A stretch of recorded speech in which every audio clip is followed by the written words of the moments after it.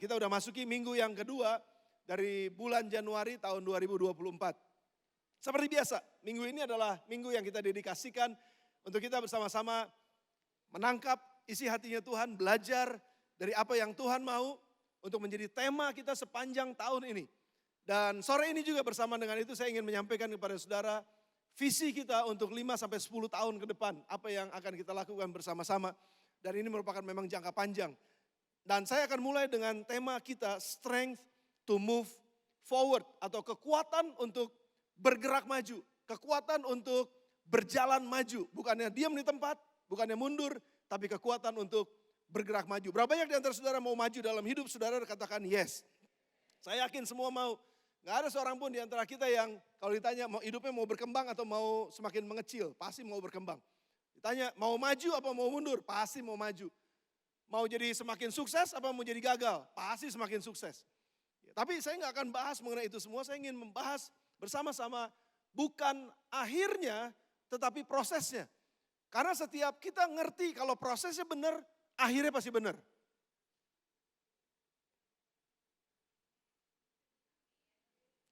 Puji Tuhan sore ini nggak hujan ya.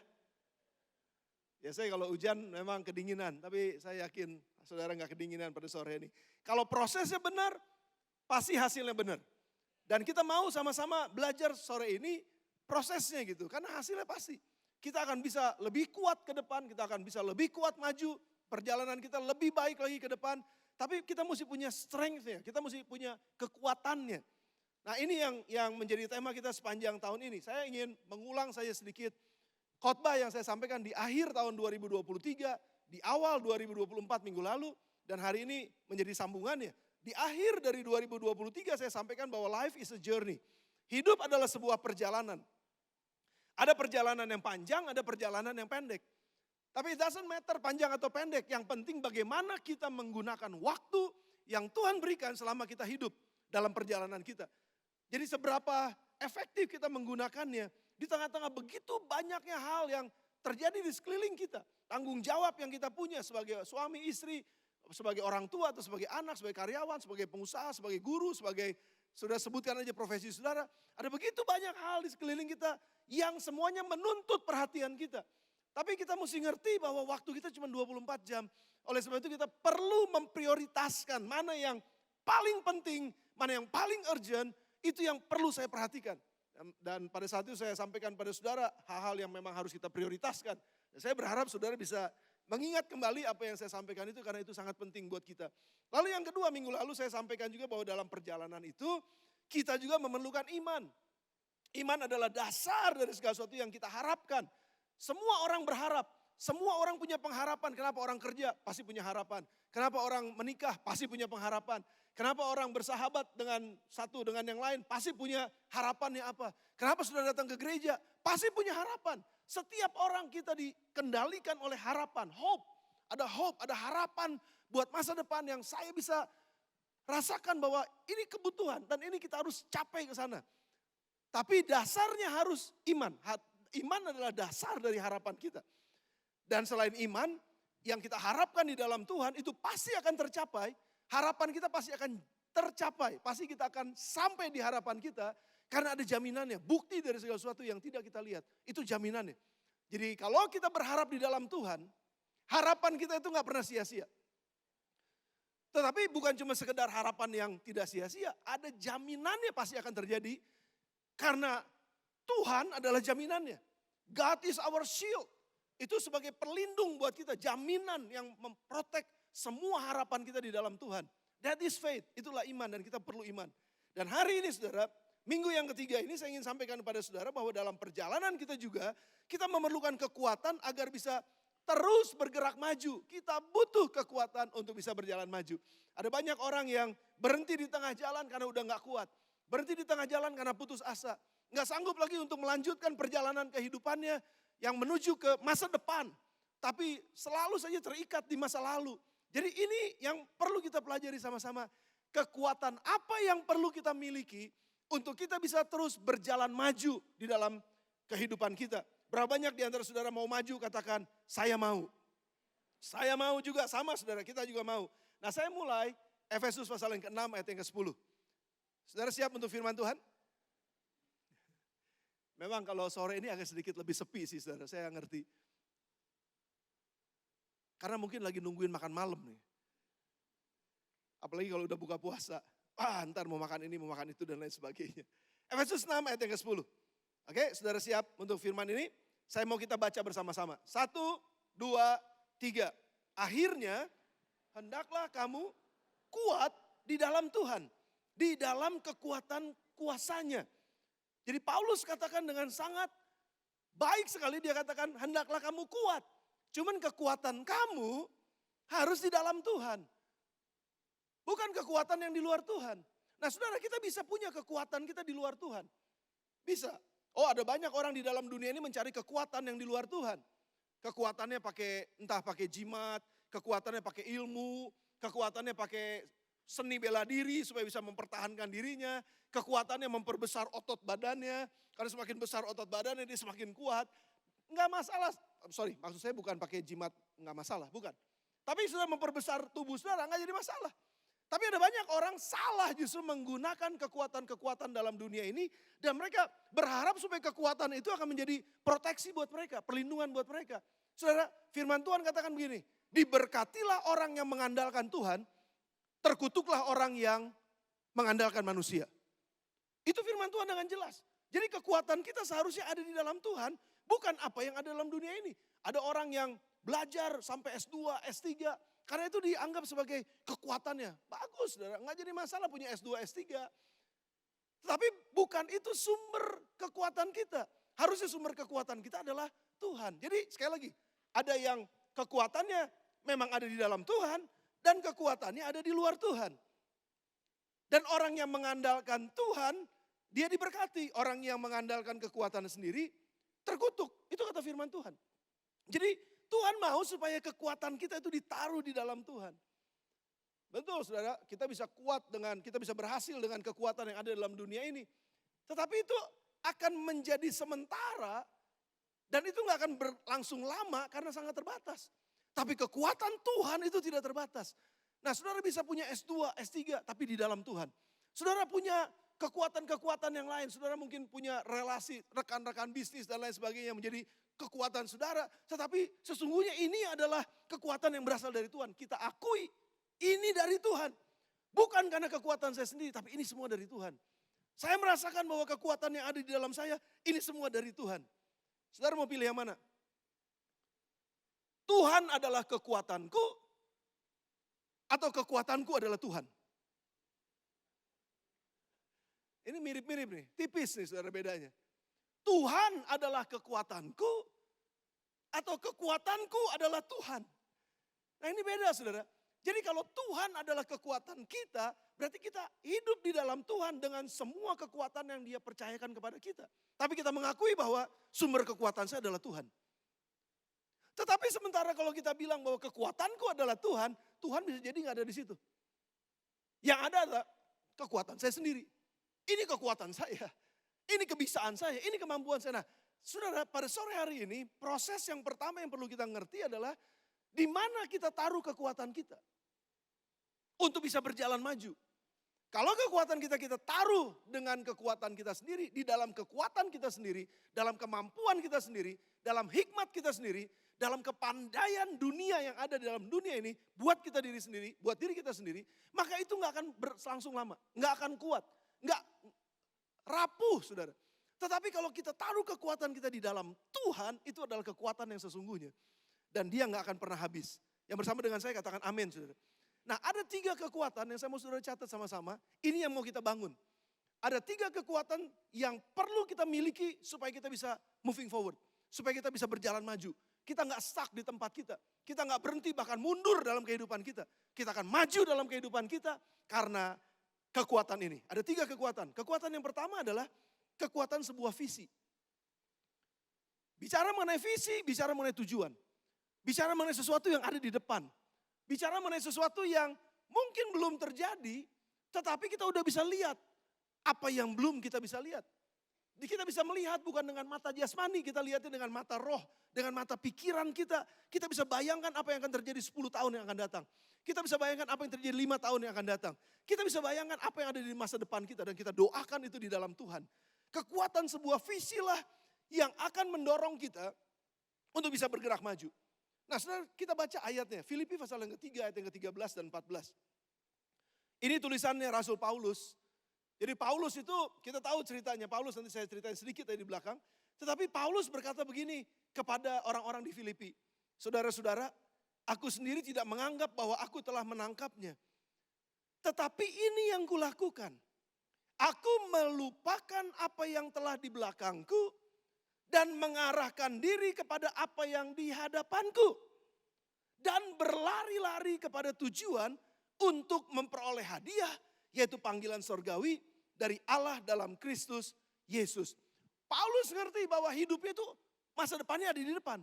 Makanya kenapa dia harus lupakan semua yang ada di belakang. Termasuk keberhasilannya, termasuk kehebatannya, termasuk semua pencapaian-pencapaian luar biasa. Prestasi yang luar biasa yang ada di belakang. Itu semuanya history, itu semuanya ada di belakang. Yang aku mau, belakang ini semua pengalaman itu yang bagus-bagus, puji Tuhan buat itu. Tetapi masa depan saya bukan di belakang, masa depan saya ada di depan. Makanya saya harus lihat ke depan, saya harus betul-betul fokus memandang kepada di depan. Sudah bisa bayangin bagaimana orang bisa berhenti dalam kehidupannya hanya karena gak puas dengan hari ini dan gak bisa terima kemungkinan hari besok. Keberhasilan masa lalu bisa mengikat seseorang sehingga dia gak bisa maju ke depan. Wah dulu ya, nah sudah perhatikan, kalau orang udah bilang dulu, dan dia banggakan dengan sesuatu dulu. Wah dulu mah begini loh, gak kayak begini sekarang. Wah dulu mah begitu. Itu artinya orang itu hidup di masa lalu. Berapa banyak di antara saudara naik kendaraan mobil? Yang boleh angkat tangan saudara sebentar deh, saya mau lihat. Yang naik mobil. Aduh saudara kayaknya gak ngerti bahasa Indonesia deh. Saya ngomong bahasa Inggris kayak sedikit ya. Berapa banyak di antara saudara naik mobil? Kalau kita naik mobil, thank you. Kalau kita naik mobil, kendaraan mobil, kaca spion kita lebih kecil daripada kaca depan kita, betul apa enggak? Ada yang kaca spionnya segede kaca depan. Jadi waktu saudara naik mobil ini kaca depannya itu sebenarnya kaca spion melihat ke belakang. Dan kaca yang lihat ke depannya kecil. Demikian kalau orang yang hidupnya terus ngingetin masa lalu saudara. Enggak, Tuhan bilang kamu punya masa depan. Masa lalumu, kegagalanmu yang ada di belakang itu masa lalu. Itu sudah lewat. Tuhan mau deal dengan kita untuk masa depan kita. Kita punya pengharapan yang lebih baik di masa depan kita.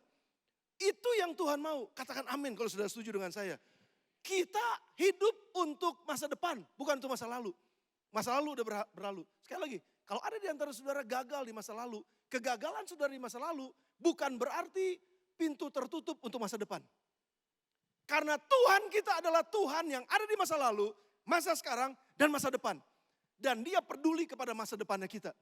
Kalau saudara gagal dalam pernikahan saudara di masa yang lalu, dengar saya, itu jangan membuat saudara terus terpuruk. Karena saudara punya masa depan saudara. Punya kehidupan yang baru di dalam Tuhan. Kalau saudara gagal dengan pergaulan saudara gagal dengan usaha saudara gagal dengan pendidikan saudara di masa lalu. Jangan stop. Karena kita punya visi di depan, Tuhan mau buat kehidupan kita jauh lebih baik daripada kemarin. Kayaknya saya ngobrol aja deh ya buat saudara ya. Saya duduk santai deh ya ngobrol. Sudah bersama dengan saya? Sudah bergairah untuk masa depan saudara? Saya bergairah untuk masa depan. Karena kita punya visi, Tuhan bilang aku tahu rancangan apa yang kumiliki mengenai kamu. Yaitu rancangan masa depan yang penuh harapan bukan kecelakaan. Masa depanmu masa depan yang luar biasa. Kalau ada di antara saudara sekarang yang sedang terikat di masa lalu saudara, datang kepada Yesus, dia berikan masa depan yang baru buat saudara. Dia mau memberikan sesuatu yang baru buat kita, fresh buat kita. Cuma seperti Paulus katakan, aku melupakan apa yang ada di belakangku. Yes, kegagalan itu bisa jadi pembelajaran. Tapi jangan jadikan kehidupan. Tapi jadikan pembelajaran. Karena kita hidup untuk masa depan. Nah saudara, ada banyak orang yang karena juga gak punya tujuan yang jelas untuk visi masa depannya. Sehingga dia bisa detour, dia bisa berbalik arah. Dia bisa putar-putar dan gak sampai di mana-mana. Berapa banyak di antara, ada berapa banyak di antara kita atau mungkin kita punya teman-teman, punya saudara yang hidupnya putar-putar terus. Gak sampai di mana-mana. Umurnya udah 40, 50, hidupnya masih di situ aja terus. Kenapa? Tujuannya nggak jelas. Saya mau ajak saudara, saya berdoa juga buat saudara di GSI Bethlehem. Khususnya Bethlehemers. Kalau saudara bukan jemaat GSI Bethlehem, puji Tuhan saudara ada di tempat ini karena saudara dengar firman Tuhan di tempat ini. Bahwa kita punya masa depan yang Tuhan janjikan buat kita. Dan kita harus ngerti masa depan kita di dalam Tuhan. Bukan dengan bayangan kita sendiri, tapi dengan rencana Tuhan yang kita mengerti. Kita mau belajar apa yang Tuhan mau buat kita. Ada banyak orang ditor kehidupannya, kenapa? Nggak jelas tujuannya. Tadi saya kasih contoh juga di ibadah yang pagi. Kalau saya mau pergi ke Surabaya, terus tujuan saya nggak terlalu jelas, tujuan saya nggak terlalu kuat. Ya udah pergi aja, jalan aja Surabaya. Ada apa di Surabaya? Ya nanti kita lihat deh ada apa. Begitu sampai di Semarang, saudara. Terus tiba-tiba di Semarang nih ada, wah ini hotelnya enak nih. Wah ini makanannya bagus nih. Wah nggak terlalu macet ternyata ya. Di sini juga enak. Akhirnya kita nggak sampai di Surabaya. Sampainya di Semarang dan kita stop di Semarang. Padahal di Surabaya ada sesuatu yang lebih besar buat kita. Padahal di Surabaya ada sesuatu yang jauh lebih hebat buat kita. Tapi kita stop di tengah jalan. Kenapa? Karena kita nggak jelas dengan tujuannya. Kalau saudara mau hidup saudara lebih baik. Kalau saudara mau dapatkan your highest potential itu jadi kenyataan. Potensi saudara yang terbaik saudara dapatkan. Miliki tujuan yang jelas dalam kehidupan saudara. Jangan asal-asalan hidup. Jangan asal-asalan pakai waktu saudara. Gunakan waktu saudara dengan kejelasan. Aku mengarahkan diri kepada apa yang di depanku, kata Paulus. Dan berlari-lari kepada tujuan. Bukan jalan santai, tapi lari-lari. Artinya kerjakan yang terbaik untuk visi kita. Kerjakan yang terbaik untuk tujuan kita di depan. Berlari-lari bukan cuma jalan santai, apalagi ngesot. Sudah tahu ngesot ya? Yang dari Bogor pasti tahu ngesot. Ya jalannya ngerangkak, pelan gitu, kayak suster ngesot. Filipi pasal yang ketiga udah jelas mengajarkan kepada kita mengenai visi di masa yang akan datang. Paulus ngalamin ada begitu banyak penganiayaan dalam hidupnya. Dia ngalamin di penjara, dia dilemparin batu, dia ngalamin karam kapal. Dia puasa bukan karena program 21 hari, tapi dia puasa karena dia gak punya makanan. Bahaya dalam perjalanan antara dibunuh manusia atau dibunuh oleh hewan buas, binatang buas. Difitnah, dibenci, dianggap musuh dan lain-lain. Paulus ini ngalamin ada begitu banyak kesulitan, ada begitu banyak depresi sebetulnya dia ngalamin banyak hal. Saudara. Tetapi dia katakan aku gak mau lihat itu semua. Aku mau lihat tujuan masa depan, aku punya masa depan yang luar biasa. Saudara, saya gak tahu seberapa banyak di antara saudara pada hari ini yang sedang katakan kayaknya pastor saya mau quit nih, saya udah mau berhenti deh, saya udah nyerah. Stop, jangan nyerah. Tuhan punya sesuatu yang baik buat saudara. Tuhan punya sesuatu yang lebih baik buat saudara besok, bukan yang lalu. The best is yet to come. Artinya yang terbaik itu sedang menunggu kita di depan. Yang kemarin bagus, puji Tuhan, ada yang lebih baik buat besok. Karena Tuhan selalu punya yang lebih baik buat besok. Miliki visi dalam hidup saudara. Yang karyawan atau mungkin saudara yang sedang meniti karir saudara. Miliki visi buat itu, tapi di dalam Tuhan. Jangan buat diri sendiri, tapi di dalam Tuhan. Karena saya yakin gini saudara, setiap orang yang memiliki visinya Allah, visinya terhisap kepada visinya Allah, Tuhan bertanggung jawab untuk accomplishing visinya pribadinya, visi pribadinya. Tapi kalau kita punya visi pribadi tanpa menjalani visinya Allah, malah kita jadi susah sendiri. Karena visi Allah lebih besar daripada visi kita. Jadi kalau kita mau masuk dalam visinya Allah, maka otomatis visi kita akan di-upgrade oleh Tuhan. Visi kita menjadi lebih besar. Nggak cuma visi yang begitu-begitu aja, tapi visi yang lebih besar. Karena visi Allah adalah visi yang besar. Dan miliki visinya di dalam Tuhan. Minta. Jangan diam-diam aja. Minta hari ini kalau saudara nggak tahu apa visi hidup dalam hidup saudara. Minta sama Tuhan, Tuhan berikan aku visi. Baca firman Tuhan, temukan apa yang Tuhan katakan buat saudara. Mulai buat perencanaan, mulai buat tulisan-tulisan. Mulai rencanakan sesuatu buat perjalanan saudara ke depan. Karena hanya dengan visi kita bisa maju ke depan. Hanya dengan kekuatan harapan dari sebuah visi, maka kita bisa terus maju. Dan kita gak akan mundur. Kita gak akan stop sebelum sampai kepada visinya. Itu yang pertama saudara. Visi pribadi membawa pada ambisi pribadi dan melahirkan nilai yang sementara. Tapi visinya Allah membawa pada ambisinya Allah dan menghasilkan nilai kekekalan. Saudara dalam kehidupan kita seharusnya kita menghidupi visinya Allah. Karena itu adalah visi yang lebih besar sekali lagi. Dan kita akan punya ambisinya Allah, bukan ambisi pribadi. Dan nilainya adalah nilai kekekalan. Kalau kita cuma sekedar menjalankan visi pribadi, maka kita punya ambisi pribadi, hasil dari apa yang kita capai cuma buat kita aja. Sementara, nggak akan sampai kekal. Tapi kalau kita menjalankan visinya Allah dengan ambisinya Allah, maka hasil yang kita kerjakan hari ini sesuai dengan visinya Allah, itu punya nilai kekekalan sampai turun-temurun. Tadi pagi saya sampaikan, saya mau ngelihat bahwa visi saya yang saya jalankan di dalam Tuhan, visi Tuhan yang ada dalam kehidupan saya kerjakan dengan sungguh, hasilnya bermanfaat untuk anak cucu saya. Dan bukan cuma anak cucu saya, cucu dari anak saya, bahkan cucu dari cucu-cucu saya. Bahkan dari cucu-cucunya, cicit cucu-cucu saya. Terus sampai ke bawah, sampai ke dalam, punya nilai kekekalan. Karena apa yang kita lakukan bukan cuma sekedar buat benefit buat kita, tapi benefit buat generasi yang akan datang. Apapun yang saudara kerjakan, apapun yang saudara lakukan, itu profitnya, benefitnya buat banyak orang. Dan itu punya nilai kekekalan. Kita nggak pernah tahu saudara. Saudara yang guru ya, saya mau sampaikan ini. Berapa yang dari saudara guru? Saya mungkin ngomong tentang guru. Ada, Erik ada satu guru, ada lagi guru saudara. Jangan anggap remeh seorang guru. Karena apa yang mereka ajarkan itu nempel seumur hidup di pikiran anak didiknya. Ada istilah itu dulu apa? Guru kencing, berdiri, murid terbirit-birit lari. Apa tuh ya? Artinya apa? Guru itu digugu dan ditiru. Apa yang diajarkan itu akan terus turun sampai generasi yang berikutnya. Bayangkan anak yang diajar, ngajarin anaknya lagi. Anaknya ngajarin anaknya lagi sampai ke cucu. Diajarin lagi terus. Dari mana? Dari gurunya. Apalagi kalau saudara guru sekolah minggu. Itu ajaib saudara. Makanya kenapa kita harus hidupi visinya Allah. Karena hasilnya itu nilainya kekekalan. Bukan cuma sekedar sementara. Itu yang Tuhan mau buat kita. Yang kedua, kekuatan apa yang membuat kita moving forward? Yang kedua adalah kekuatan persahabatan. Pertemanan. Dengan siapa kita berteman menentukan kejauhan perjalanan kita. Dengan siapa saudara berteman?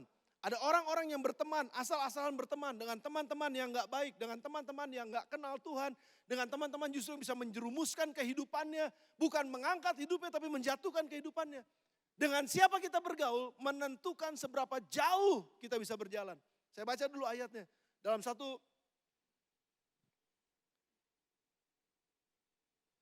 satu suratnya Paulus katakan, 1 Tesalonika pasal yang ketiga.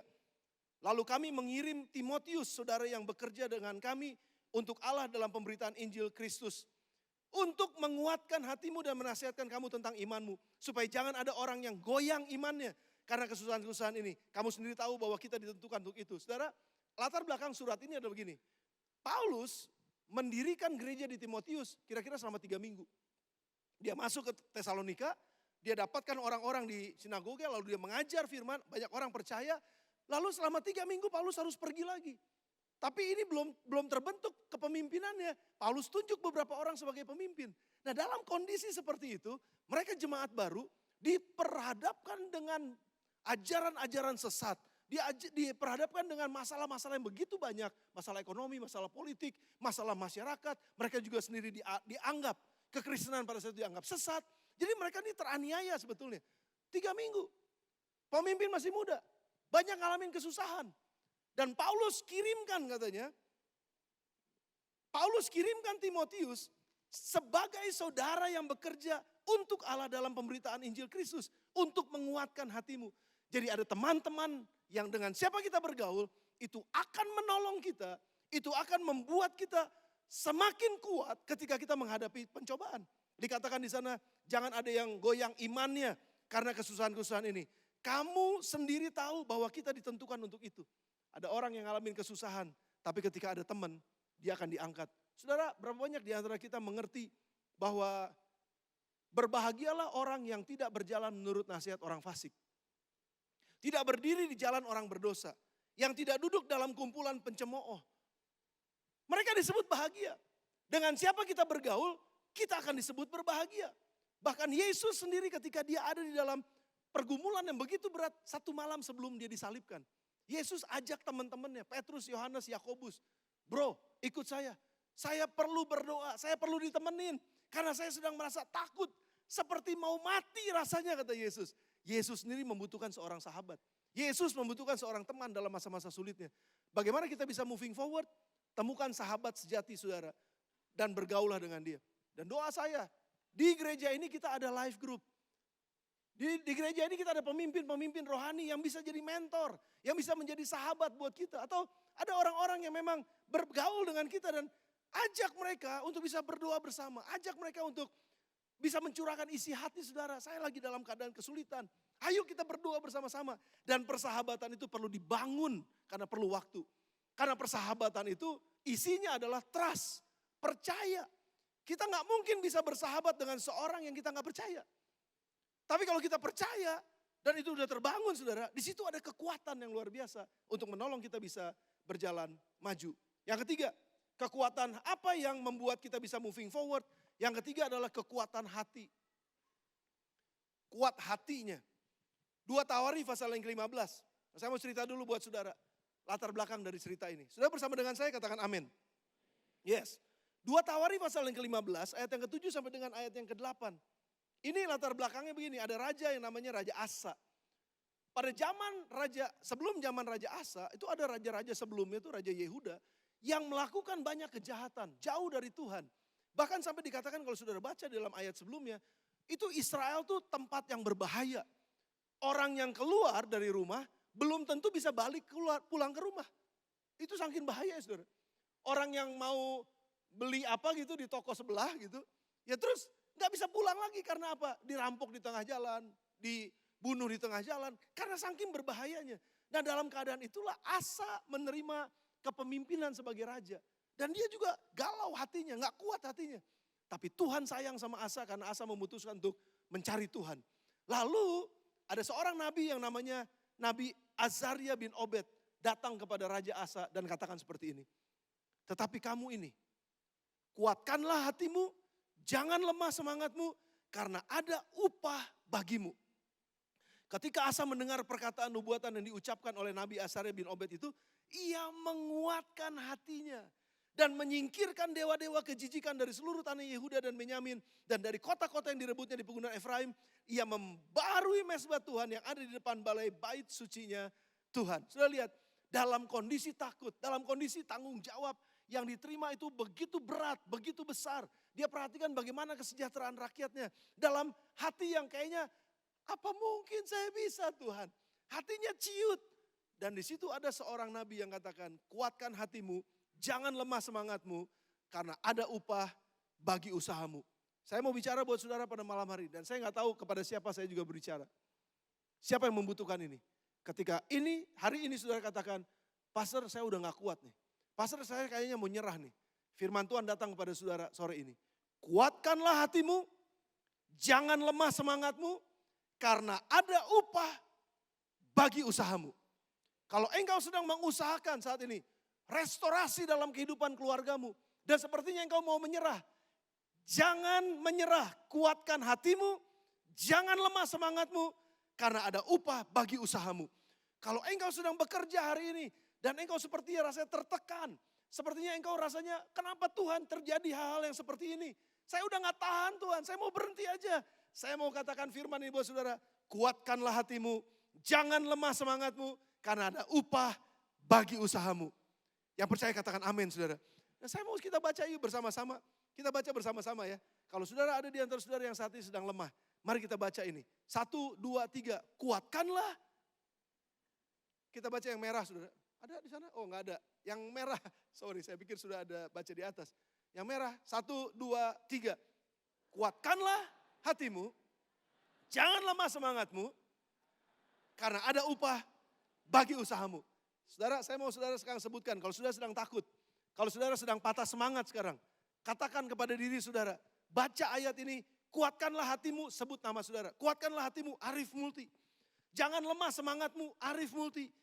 Karena ada upah bagi usahamu. Hai Arif Multi. Oke sudah siap? 1, 2, 3 katakan. Kuatkanlah hatimu Arif Multi. Jangan lemah semangatmu Arif Multi. Karena ada upah bagi usahamu Arif Multi. Katakan amin saudara. Dan jadilah sesuai dengan iman saudara. Karena firman Allah sendiri katakan. Hati yang gembira adalah. Tapi semangat yang patah. Mengeringkan tulang.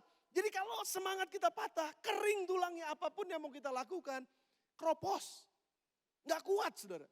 Tapi kalau semangat kita dibangun, maka di situ ada kekuatan kita.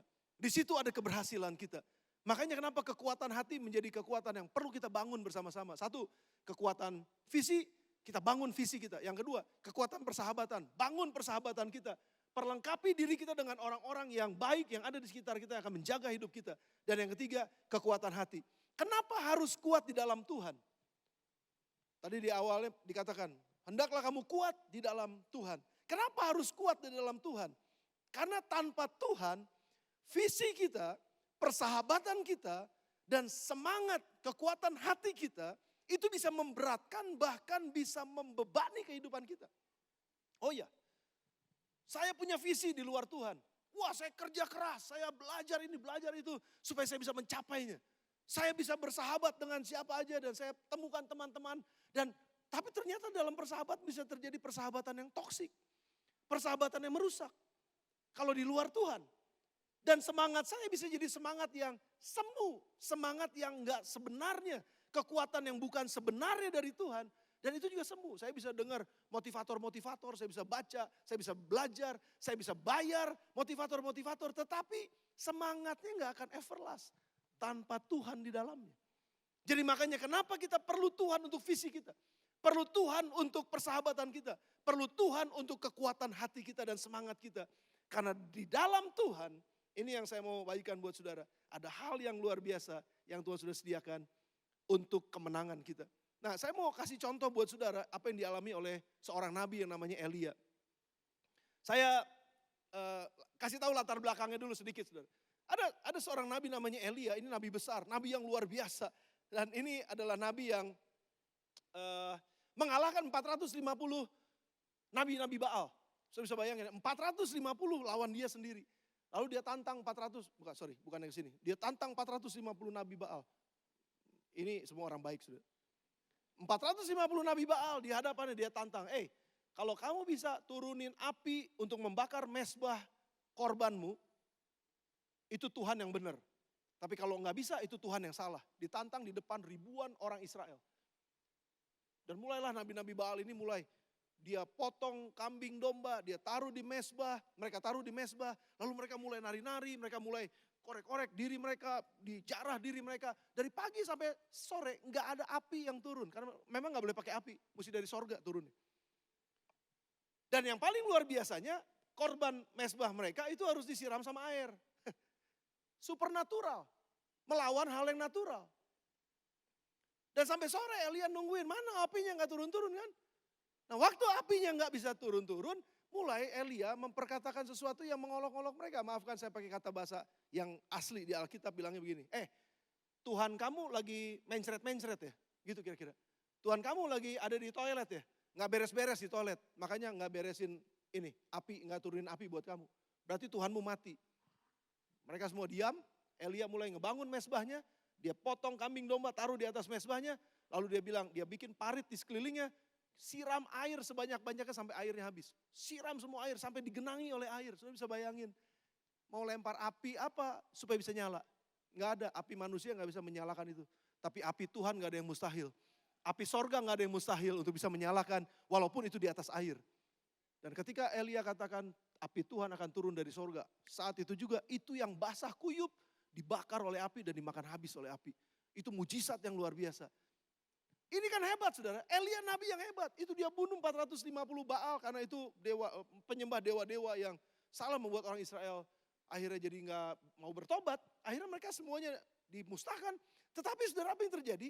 Elia yang begitu hebat itu pulang ke rumahnya lalu dia dengar ada ratunya, rajanya pada saat itu Raja Ahab. Ratunya Raja Ahab, sang ratu bilang begini, 450 dewa kita dibakar sama Elia, dibunuh sama Elia. Kurang ajar nih si nabi. Lihat besok dia akan ngalamin seperti yang nabi-nabi itu alamin. Ketika dia sudah makanya hati-hati dengan perkataan seorang wanita. Ini ratu, namanya Ratu Isabel. Jadi kalau sudah mau tanya nama ratu itu siapa? Isabel, itu aja. Gue sebel sama dia itu. Namanya Isabel. Dia bilang begitu, Elia ketakutan luar biasa. Dia lari sampai masuk ke hutan. Dan di sana dia capek, dia exhausted, dia marah, dia kecewa, dia sedih. Dan dia nggak bisa lakukan apapun, dia ketakutan luar biasa. Sampai pada akhirnya dia tidur, Tuhan bangunin dikasih makan. Tidur lagi, bangunin, kasih makan lagi. Sampai kekuatannya pulih. Dan setelah beres, dia lari naik ke atas gunung. Dan di situ dia terus mengasihani dirinya sendiri. Saya nggak ada gunanya, saya mati aja seperti nenek moyang saya. Ngapain? Sudah lihat ya, orang besar seperti Elia bisa merasa exhausted, bisa merasa ketakutan, bisa merasa kehilangan kepercayaan diri, bisa merasa sepertinya saya nggak berguna lagi, saya putus asa, saya nggak bisa lanjutkan pekerjaan saya nggak bisa lanjutkan perjalanan saya karena saya dalam kondisi yang ketakutan. Nah, pada saat seperti itulah Tuhan menampakkan diri kepada Elia di sebuah gua. Apa yang kau lakukan di sini, Elia? Kita baca ayatnya 1 Raja-Raja 19 ayat yang ke-9. Di sana masuklah ia ke dalam sebuah gua dan bermalam di situ, maka firman Tuhan datang kepadanya demikian. Apa kerjamu di sini, hai Elia? Jawabnya, sudah lihat yang saya merahin. Aku bekerja segiat-giatnya bagi Tuhan, Allah semesta alam. Hebat gak saudara? Gak ada yang lebih giat dari saya. Saya giat banget. Saya bekerja untuk Tuhan. Saya membela Tuhan. Itu kira-kira sudah. Tapi apa yang terjadi dengan diri saya sekarang? Saya giat buat Tuhan karena orang Israel meninggalkan perjanjianmu. Meruntuhkan mesbah-mesbahmu. Membunuh nabi-nabimu dengan pedang. Sudah lihat yang kedua. Hanya aku seorang dirilah yang masih hidup. Gak punya teman. Punya visi. Tapi bukan visinya Tuhan. Tapi bukan visi, itu cuma ambisi pribadinya. Dia kerjakan sesuatu karena ambisi pribadinya. Lalu dia juga katakan aku hanya seorang diri. Dan yang terakhir, mereka ingin mencabut nyawaku dalam keadaan takut, dalam keadaan putus asa, dalam keadaan kehabisan semangat. Lihat ya saudara, Elia nabi besar bisa kehilangan semangat. Elia nabi besar bisa kehilangan harapan. Elia nabi besar bisa berhenti di tengah jalan dalam perjalanan pelayanannya. Sampai akhirnya pendek cerita, kita tahu bahwa Elia adalah seorang nabi yang gak ngalamin kematian. Waktu dia ketemu sama Tuhan, Tuhan berfirman kepada Elia, di situ bangkit lagi kekuatannya untuk menyelesaikan pekerjaannya. Dan ketika dia menyelesaikan pekerjaannya, Tuhan angkat Elia naik chariot of fire. Itu kereta yang berapi naik ke sorga, disaksikan oleh Elisa, anak buahnya. Disaksikan oleh beberapa nabi-nabi yang lain. Wow, Elia naik. Enggak mati. Dibawa oleh Tuhan ke sorga. Tapi setelah dia ngalamin begitu banyak kekecewaan, Tuhan pulihkan dia. Kapan Tuhan pulihkan dia? Ketika Elia ada di dalam hadirat Tuhan. Ketika Elia ada di dalam hadapan Tuhan. Nah oleh sebab itu saudara, kita perlu kekuatan dari Tuhan. Kita perlu kekuatan visinya Tuhan. Kita perlu kekuatan persahabatan di dalam Tuhan. Kita perlu kekuatan hati di dalam kebenaran firman Tuhan. Makanya gak heran Tuhan Yesus katakan begini. Matius 11 ayat yang ke-28, 29 dan 30. Tuhan Yesus ini luar biasa. Ini adalah undangan terbaik buat mereka yang mengalami seperti yang Elia alamin. Marilah kepadaku kata Yesus. Ini perkataan yang luar biasa saudara. Saudara buka hati saudara sore ini. Dan izinkan Roh Kudus bicara dalam hati saudara.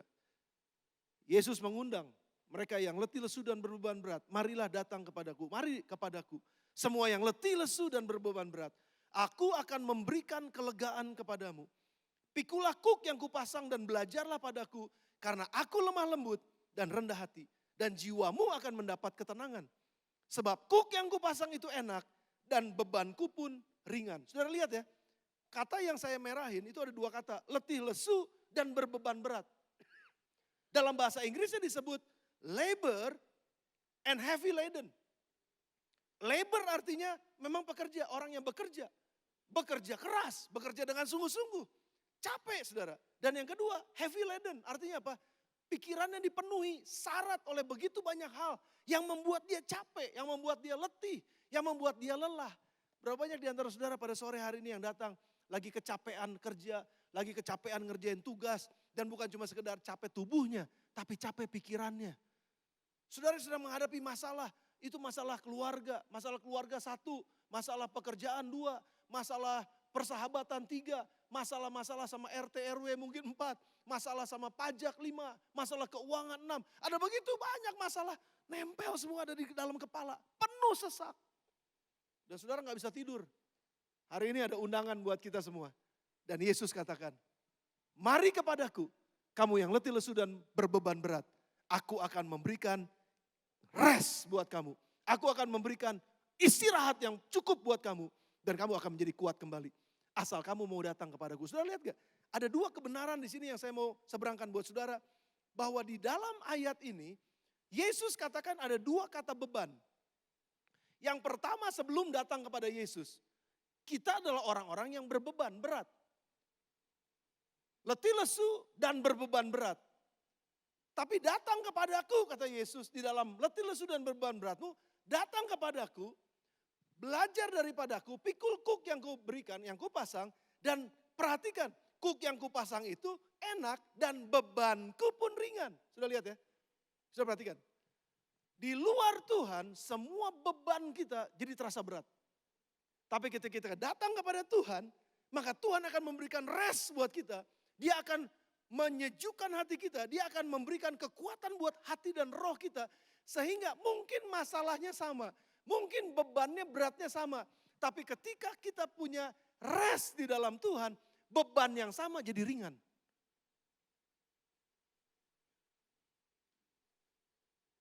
Sudah bersama dengan saya?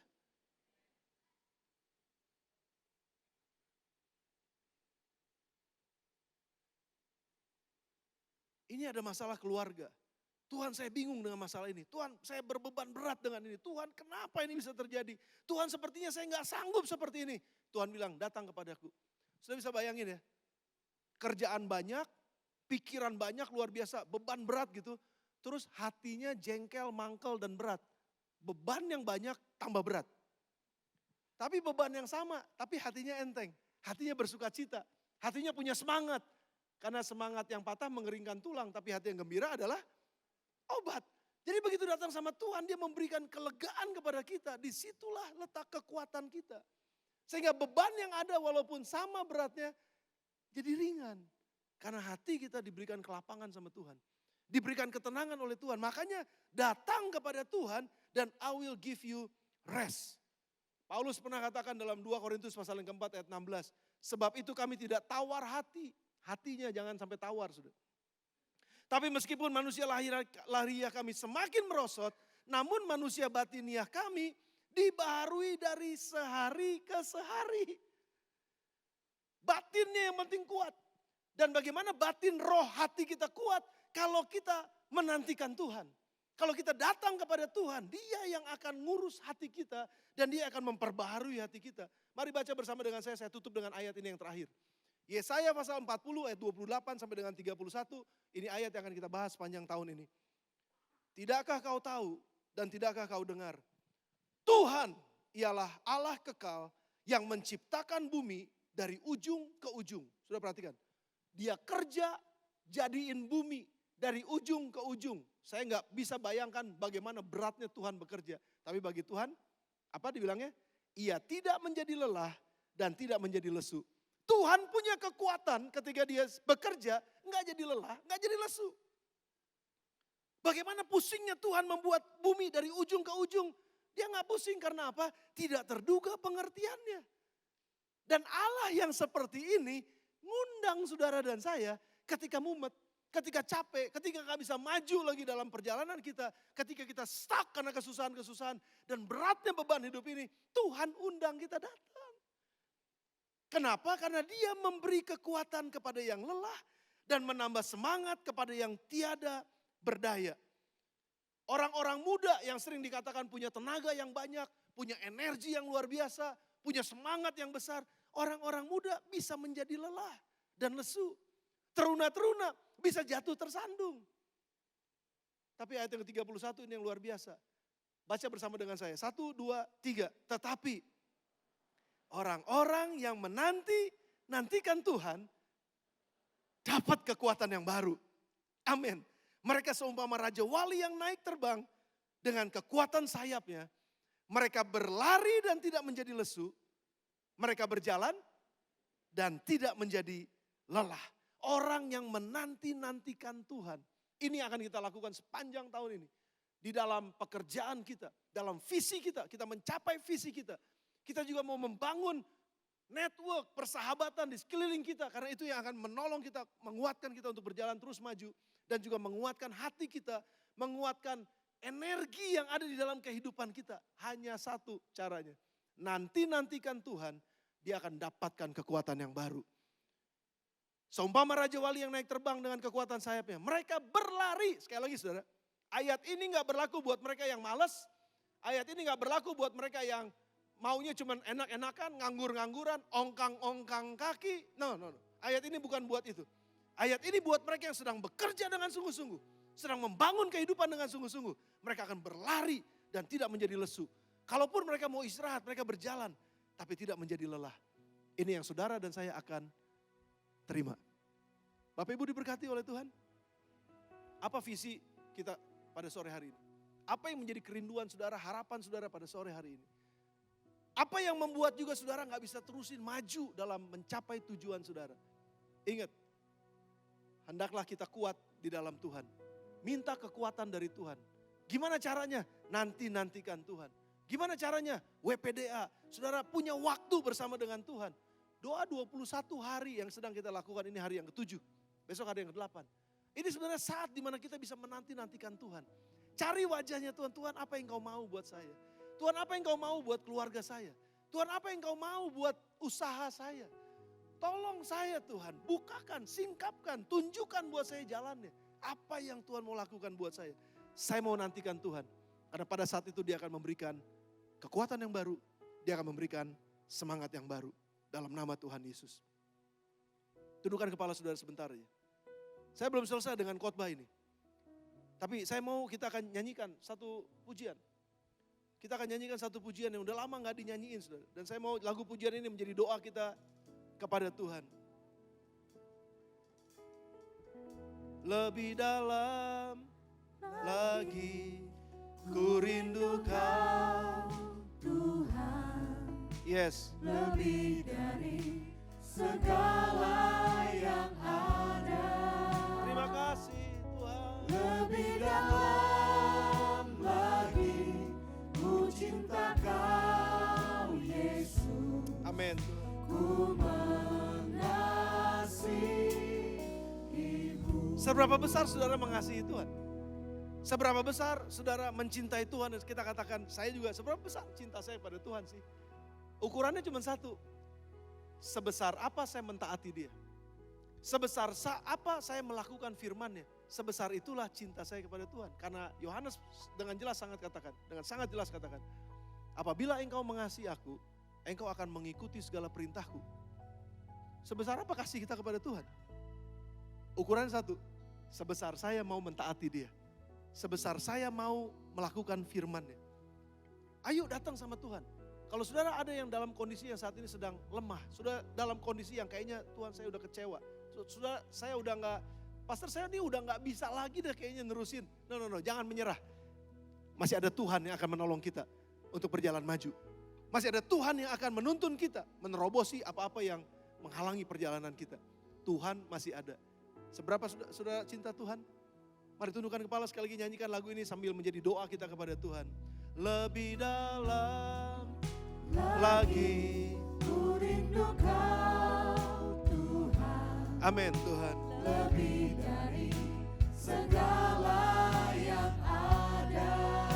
Terima kasih. Lebih dalam lagi Thank you ku Lord. cinta Kau Yesus. Amin. Ku mengasihi. Sekali lagi yuk, mari angkat tangan kita di hadapan Tuhan, katakan bersama-sama. Ini doa kami Tuhan. Lebih dalam lagi ku rindu Kau Tuhan. Terima kasih Tuhan. Lebih dari segala yang ada. Kami mau ada di dalam Engkau, dalam kekuatan-Mu Tuhan. Dalam lagi ku cinta Kau Yesus. Yes, amin. Terima kasih buat firman. Terima kasih buat firman.